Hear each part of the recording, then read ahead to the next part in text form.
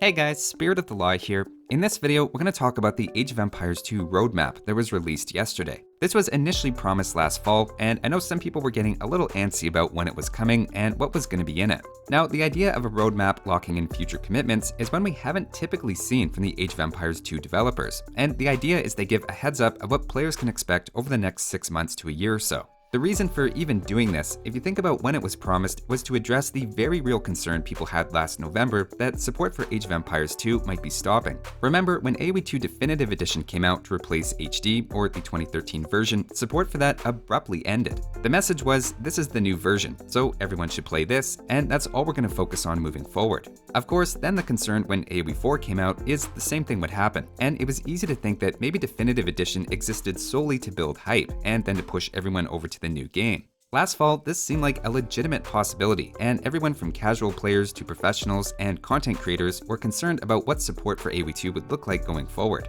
Obviously, no one knew AoE2 would have the larger player base 6 months down the road and get arguably more new content over the same period than AoE4. The point is, that's why this is coming out for a bit of context. So now we'll take a look at the roadmap, which, despite being a little light on specifics and being somewhat ambiguous, gives a couple of pretty big suggestions, including another DLC with even more civilizations potentially in the cards. Jumping into the roadmap, starting in summer, which basically covers the next 3 months, the first upcoming feature is rematch shortcuts. Personally, I'm excited for this one. If you have a match and it feels really competitive, especially if you have a group of 4 or more players and don't want to go through the requeue process again, it seems you can just rematch as soon as the game is over with all the same players. Likewise, with 1v1, maybe the game ended really early and you want a rematch. Then previously there wasn't a good way to do that, at least in ranked. I'm hoping this feature is for both ranked and unranked, as they do suggest shortcuts plural, so that seems to be the case. Next, they're adding in-game ranked map pool voting, so you theoretically will just see a notification in the main menu that there's a new round of voting for maps in the map pool, and it's all done in-game. Previously, voting was only done on the official Age of Empires website and had relatively low engagement, so this is a nice addition. Remember, there's always a few maps the developers can lock in, so they can guarantee a certain amount of variety, and I'm not worried it'll just be the same maps over and over, since they can easily push in some alternate maps whenever they want. Of course, they mentioned balance changes, which I assume include some things for the new civilizations, which we're close to getting things right balance-wise, though I think Bengalis could probably use a buff of some sort, and Gujars and Hindustanis are probably a little too strong at the moment. Next up, for fall, the first item is popular mods as in-game settings. The most obvious one here is Small Trees mod, which is an incredibly popular mod and yet not an in-game option. They've already done a similar thing with the in-game grid and could easily add other things like the No Snow mod, or it could even go farther and add different game modes like Triple Tech mod and things of that nature. Now, here things get a little nebulous. We have something different and unknown, and a reference to a birthday. To me, that's probably the 23rd birthday of Age of Kings coming on September 30th. They seem to like to put out patches at the end of the month, so I'm expecting the September patch to be a little bigger than usual. That said, basically all of the Age of Empires series games were originally released in fall, so it could even refer to the 20th birthday of Age of Mythology. Who knows? But if nothing too special comes on September 30th, then that starts to look like a more reasonable conspiracy theory. Now, the different and unknown could refer to something as small as an event theme or as radical as a new game mode, so I'm not going to get too worked up over that, though it is sort of implied to be more than just an event, as new events are listed separately.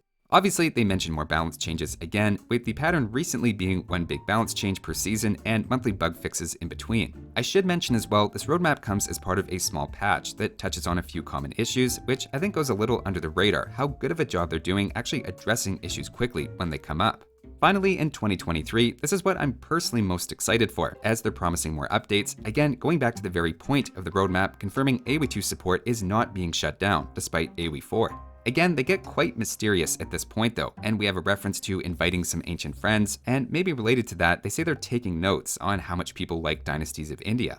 It's not immediately clear to me if these two things are related, but it seems the only way to read this, in my opinion, is they're planning another DLC. Whether that's going to be the same concept of breaking up an existing civ like China into 3 new civilizations, I think you could read it that way, but they're not really giving enough to make any bold predictions. I also think that's how they should do it, as I don't see any benefit to hyping something over 6 months away that may still be in the early planning stages. I think this may also tell us why the roadmap took a while to arrive, as it's very possible they didn't even know a few months ago if there would be a DLC after Dynasties of India. If that had been received poorly and the sales numbers were disappointing, it may have been the last DLC we got. I assume it's a situation where as long as they're successful, they keep coming out, and those keep funding ongoing support. So like I said earlier, to me the big issue was whether or not AoE2 was going to continue to have new content and updates, which this just confirms, though arguably the last 6 months have already basically confirmed that anyway.